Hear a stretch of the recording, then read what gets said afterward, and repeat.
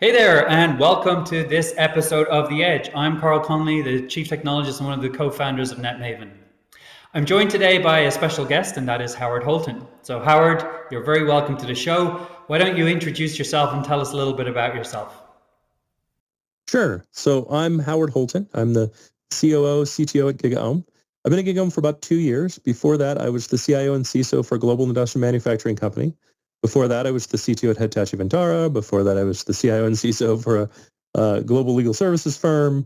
I go back 35 years in IT. I wrote and sold my first piece of commercial software in 1987. It was called Plead Perfect, and it was for law offices running WordPerfect 5.1. I've been in IT ever since, and I've never left. The last 17, 18 years of that have been in the executive seat. I did some like napkin math a couple months ago, and I'm at about $5 billion in purchases over my career and about 1,000 employees led. Awesome background, Howard, and so much experience. I'm very much looking forward to getting your perspective on today's conversation. Now, obviously, you're at Gigaom, but there are some people who don't know what Gigaom is. So tell us in your words what Gigaom is. Sure. So Gigaom is an industry analyst firm. I'm sure when I said that, you probably thought of one of three very large companies. Um, what GigaOM does is a little bit different. First, my goal at GigaOM is to democratize access to research. And what I mean by that is um, the other large industry analyst firms make it really hard for me as an individual to invest in myself in the research. And so the very first thing I really wanted to do here at GigaOM was make sure that we have a subscription that supports absolutely everyone. You can invest in it yourself for less than the cost of a Netflix subscription. And that was really important to me. And then the second thing that I do is all of my analysts are practicing engineers, right? So they're writing research on the very areas that they implement themselves. And so it gives us a real kind of boots on the ground look. I don't look at financial data. I don't care about financial data because that doesn't affect how the platform works and how the application runs. And so those are kind of our two big differentiators. I want everyone to be able to access it, and I really want it to sound like if you had written it yourself, this would be what you'd write. This would be what you care about. Now, Howard, I know Gigaom fairly well. I love going there to read about what's new and doing some research of my own. You produce several assets or several services that you offer to consumers. What are those, Howard? Our like flagship product is a piece of syndicated research called the Key Criteria and Radar. And this is two documents that go hand in hand. And if you think about it like the parts of an RFP, the key criteria is like, what does this space mean? What's happening in this space? And what are the features and functions that you would need if you were to purchase a product or platform within this space for your organization? So think of that as the kind of technical requirements to an RFP. And then the radar is the scoring of vendors that compete in that space that meet the minimum requirements to compete. And so think of that as kind of, if you were to do a response to an RFP, this is roughly how we think people would score. Now, keep in mind, I don't weight the scoring within the categories, right? So I have key criteria and have business criteria. Key criteria are those things that are like specific features and functions. Business criteria are things that are still functional aspects of the platform, but don't point to a specific feature and function. So the difference would be frequency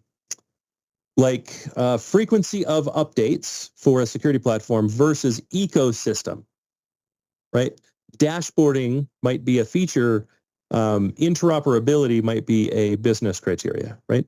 As a category, those are weighted, but I don't weight the individual criteria within them, right? So you may weight them differently than I would, which is why we don't weight them. Otherwise, that's kind of how that works. That's our kind of flagship product. In addition to that, we have commission products. These are products that are sponsored. One of those is the CxO Decision Brief. And the goal of the CxO Decision Brief is to explain why is a field or industry or thing important? Why is it urgent right now? Why should an executive add that to their strategy? And then why is this the product or partner that can service to that need? Right? So it's kind of a high level explanation along with some detail about a specific partner within that space. And then we also have benchmarks. And if you think of like a TEI or a customer case study, we don't do that. There's no engineering value to that. Instead, I do the same challenge that they're trying to accomplish within a TEI, but I have a whole engineering team that actually builds and runs the applications within the scenario described, measures the quantitative and qualitative aspects, and then produces a report. In addition to the report, I also produce a GitHub repository where you can find any and all data that may be contained to back up that report. So when I do, let's just say data stacks as an example, you can find all the configuration files and everything that I use for data stacks testing within the GitHub repository and actually replicate it yourselves. I really want to be able to stand behind the results that we create within those engineering reports. And those are kind of the things that we do. We do other things, but those other things are really to support those kind of 4 key products. Okay, well, we're actually here to talk about one of those assets, and that is the CxO Brief. This week, Gigaom released the mobile security with T-Mobile 5G. So I'm really excited to ask you a couple of questions about that brief, Howard. So without further ado, as remote work becomes more prevalent, how do you see the integration of 5G and SaaS solution or technologies evolving over the next 3 to 5 years to address what is an omnipresent cybersecurity challenge?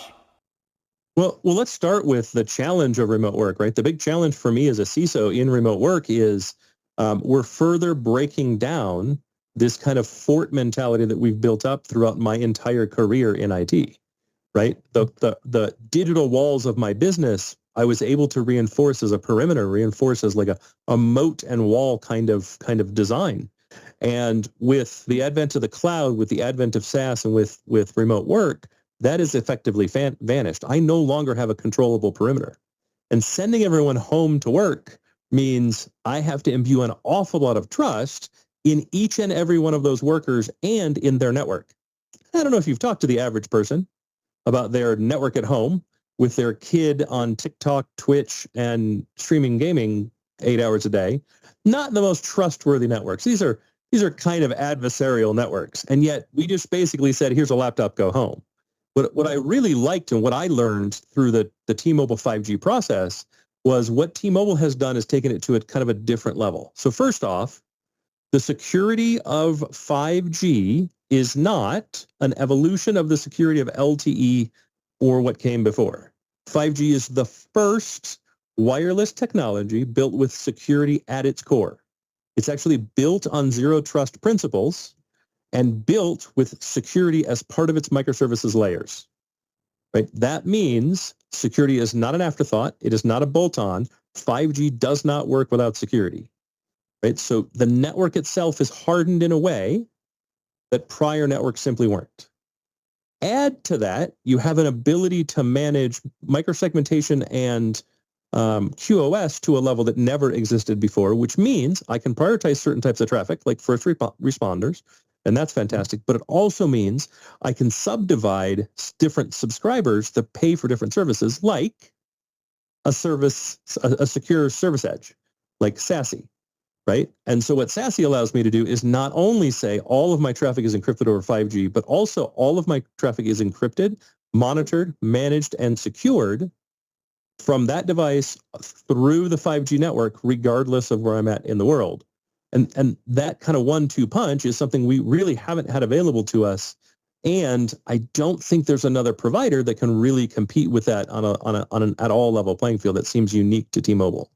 We could always get into the kind of T-Mobile network advantages there as well, because they're the largest holder of license in the United States. So the potential for 5G is greater with T-Mobile than any other vendor, just on basis of how the licensing structure works inside the US.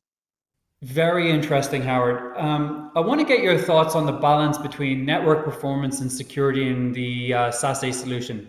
How do you foresee this balance shifting as 5G technologies mature? Well, as 5G network maturity improves, I don't think you're going to have a balance. Like, I don't think you're going to have a trade-off. A balance generally inspires I'm giving something up on the left side to gain something on the right side.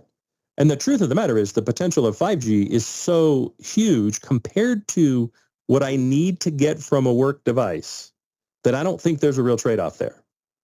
Right? There might be cost implications based on utilization, right? But that's all stuff that'll get worked out.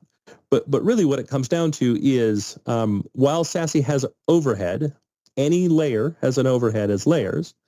The the value of 5G in reducing latency and increasing throughput is so great that over time, I don't think you'll notice it. I think if you started today in a year, you wouldn't notice the impact of that SASE would have. It would just look like a regular network connection. The advantage is one that's well deployed, one that's well configured by the end user organization, also is a wonderful onboarding tool. Because one of the things SASE allows you to do is deliver a captive portal that also advertises to you all the services to which you are subscribed. And there's a huge advantage to the customer experience, the client experience, the user experience contained within a portal like that. And the ability to kind of turn on your laptop, have everything available to you all the time wherever you're at, and know from an enterprise compliance standpoint, this is all secure, no VPN. There's no, I have to remember username and password. It is connected. You are authenticated to the laptop. You're authenticated to the network, right? We're following zero trust all the way through end to end. You have no access to the whole network, just the services to which you are authorized, is a huge relief, both from a security standpoint, but also from a client experience standpoint as well. Fantastic. Yeah, I totally agree with that. I'd love to get your perspective, Howard, as a technologist. What are the most significant challenges you see in the industry with respect to organizations, specifically those that are slow technology adopters, like let's say healthcare or financial institutions, in moving away from legacy VPN architectures into more SASE-based solutions? Sure. So with any new methodology, you have a change in op model. How are you as the IT department going to operate this thing? What does the care and feeding look like? How do you manage the various stakeholders? With a VPN, it's kind of a light switch, right? So I turn it on, and anything you had access to yesterday, I don't have to talk to the application teams. I don't have to talk to the server teams. I don't have to talk to anybody. Anything you had access to before, you kind of have access to now. The challenge with that is nobody pays attention to whether the VPN is running. And so you're going to get, let's say, a quarter of a ticket per user per year, where the resolution is you're not actually connected to VPN. Can you please connect to VPN? Right? Like, it's just not an obvious connection all the time. Additionally, there is no zero trust in VPN. It is all trust all the time, right? I have created a network to which my users are connected, where all of their traffic goes through my network without some fancy configuration stuff, which also means they'll have access to things that they're not necessarily authorized for. That is a massive security hole. At the same time, super wicked easy. Right? Generally, I have Active Directory integration. I add you to an Active Directory group. Hey, you're a VPN user now. Have fun. Mazel tov. Go with God. That being said, the beauty of SASE is it is an active connection. You only have access to the things that you're supposed to have access to. And because I'm managing an active portal that has each individual application broken out, there's also never a call for, hey, I'm accessing this application. By the way, we deprovisioned that application like 9 months ago. No, I was accessing it till yesterday. Why is that application still running? Why are you still accessing that? Not all that goes away because you have active control of every single thing your users can access. It's fully audited. It's end to end. So while there's a little bit of organizational and institutional kind of setup on the beginning, the overall longevity, the overall maintenance, the care and feeding, while it may seem higher, is significantly lower. And as you move an application from place to place, the end user experience doesn't change. They don't need a new URL. They don't need a new application. They don't need a new icon, nothing.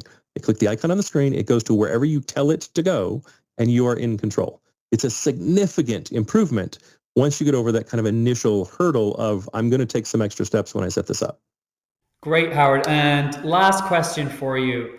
Given the rapid pace of technology and change, how do you see organizations being able to future-proof themselves with respect to the investments that they're making in mobile security solutions, the likes of which were documented in that great paper you just put out? So the way that I would look at it from a costing standpoint and a longevity standpoint is I'd really start to look at the whole thing end to end as one experience and one kind of OpEx cost, right? One of the advantages you have today is while it may seem like at the endpoints with 5G are going to be more expensive, we actually roll all the way back to 2006 because the endpoints are subsidized. And that's a huge advantage that you really should be taking advantage of today. I don't know how long that's going to last. Maybe a year, maybe 5 years, maybe 10 years, but it's here today and it's an advantage that you can take right now. The other nice thing about it is if I look at it as this is an enhanced customer experience, one, I can start with a test and pilot group right now.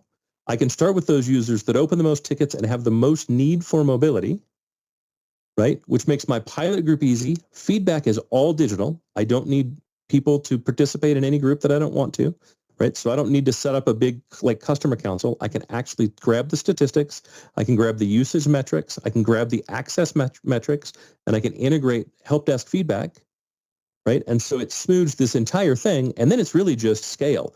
And again, once you have it running, your cost per user, the operational cost per user is almost non-existent because the experience is identical for every single person. And once again, I'm on 5G all the time. I don't even have to be connected to wireless. I don't have to be connected at home. I have to find a wireless access point. I have 5G. I am connected everywhere. I'm good to go, and I can work. And it's always secure using SASE and 5G. The network is not something I have to worry about anymore. Thanks very much for your time today, Howard. I really enjoyed having this conversation. And for those of you who are listening and you want to read the paper that we've addressed or discussed, there's a link down below in the LinkedIn post to Gigaom. If you haven't checked out Gigaom, I would highly recommend it. You can go to gigaom.com and sign up for a free account. The first month is free. You can go in there, read all of the analyst papers with that free 1 month subscription and really get a sense for what they offer. If you're a technology decision maker or just someone who's got a curious mind about what's next or what's new in technology or how to compare one solution versus the other with the voice of the customer always in mind, then I highly recommend that service. Thanks a million. If you got any questions about today's video, you can reach out to me, Karl at netmaven.tech, and I'll get back to you as soon as I possibly can. Thanks a mil. Take care of yourselves and have a good one. Cheers. Bye.